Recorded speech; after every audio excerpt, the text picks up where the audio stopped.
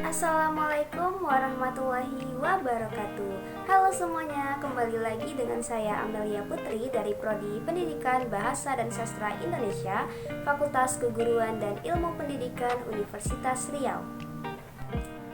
Belajar apa kita hari ini? Nah, hari ini kita akan belajar tentang teori hierarki. Yuk, pelajari lebih lanjut. Teori hierarki ini bisa disebut dengan tingkatan atau susunan. Nah, Maslow itu menjelaskan bahwa manusia harus memenuhi kebutuhannya dengan yang paling rendah terlebih dahulu sebelum naik ke tingkat yang lebih tinggi, sampai dia bisa mengaktualisasikan dirinya. Tingkat atau susunan kebutuhan manusia itu ada 5 yang digambarkan dalam bentuk segitiga, di mana dimulai dari yang paling rendah yaitu kebutuhan fisiologis. Kebutuhan fisiologis itu merupakan kebutuhan dasar manusia berupa sandang, pangan, dan papan, di mana tujuannya untuk mempertahankan kelangsungan hidup manusia. Nah, contohnya kita hidup itu memerlukan adanya udara, makanan, tempat tinggal, minuman, dan pakaian. Tingkatan yang kedua yaitu kebutuhan rasa aman, di mana setelah kebutuhan fisiologis individu itu telah terpenuhi, maka seseorang akan naik pada kebutuhan akan rasa aman yang sangat penting, di mana contohnya kita itu memerlukan keamanan emosional, keamanan pekerjaan, kesejahteraan sosial, keamanan kesehatan, ketertiban, kebebasan, dan lain-lain.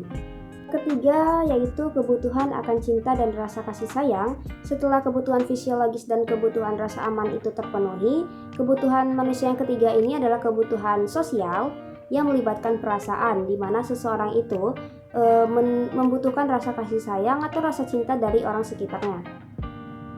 Yang keempat yaitu kebutuhan akan penghargaan. Kebutuhan yang keempat ini merupakan kebutuhan yang mencakup harga diri seseorang, di mana seseorang itu butuh pencapaian dan rasa hormat untuk reputasinya. Yang kelima yaitu kebutuhan aktualisasi. Kebutuhan ini merupakan tingkat tertinggi dalam hierarki kebutuhan menurut Maslow dan mengacu pada realisasi potensi seseorang, pemenuhan diri, mencari pertumbuhan pribadi, dan pengalaman puncak. Nah, aktualisasi ini merupakan sebuah pengakuan sehingga seseorang itu sudah mencapai titik tertinggi dan mendapat pengakuan dari orang lain. Nah, di sini saya akan menganalisis teori hierarki dalam cerita Laskar Pelangi.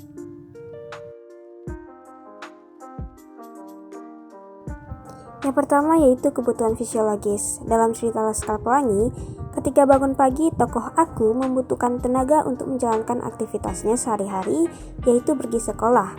Oleh karena itu, tokoh aku sarapan pagi hari bersama keluarganya. Kebutuhan makan dan minumnya seakan menuntut kepuasannya setelah bangun dari tidurnya. Jadi, kebutuhan fisiologis tokoh si aku dalam cerita Laskar Pelangi sudah terpenuhi. Selanjutnya yang kedua yaitu kebutuhan akan rasa aman. Pada kebutuhan akan rasa aman ini, tokoh aku mendapatkan rasa aman dengan berlari mencari perlindungan ke rumah penduduk ketika ia mengetahui berita kunjungan burung pelitang pulau menyebar ke kampung. Dan tokoh aku mengetahui kalau burung ini singgah di kampung, maka pertanda di laut sedang terjadi badai hebat atau angin puting beliung ketika ia pergi berkemah ke pantai. Yang ketiga, kebutuhan akan rasa cinta atau kasih sayang. Nah, untuk dimiliki ini, tokoh aku merasa bahagia karena ia bisa bertemu dengan Aling di toko tempat mengambil kapur. Nah, dengan rasa bahagianya, si tokoh aku tidak mau pergi dari toko tersebut. Kebutuhan akan penghargaan. Tokoh aku mendapat kebutuhan akan penghargaan ini dari diri sendiri dan orang lain ketika mendapat kiriman dari kantor pos yang bersahaja dan mendapat tepuk tangan dari penonton ketika mengalahkan sekolah PN. Nah, juga kebutuhan akan penghargaan ini dicapai oleh tokoh aku dengan dihargai oleh si Mahar dengan menundukkan kepalanya ketika sahabatnya itu maju di depan kelas. Selanjutnya yaitu kebutuhan yang paling tinggi yaitu aktualisasi diri yang berarti pengakuan.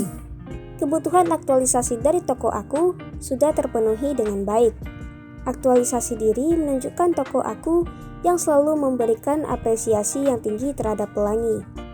Ketika berada di sekolahnya melihat Pelangi bersama teman-temannya, sehingga tokoh aku dan sahabat-sahabatnya dijuluki dengan nama Laskar Pelangi oleh gurunya.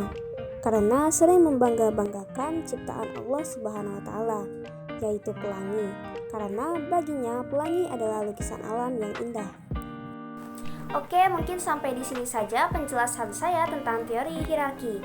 Mohon maaf apabila ada kesalahan kata. Wassalamualaikum warahmatullahi wabarakatuh.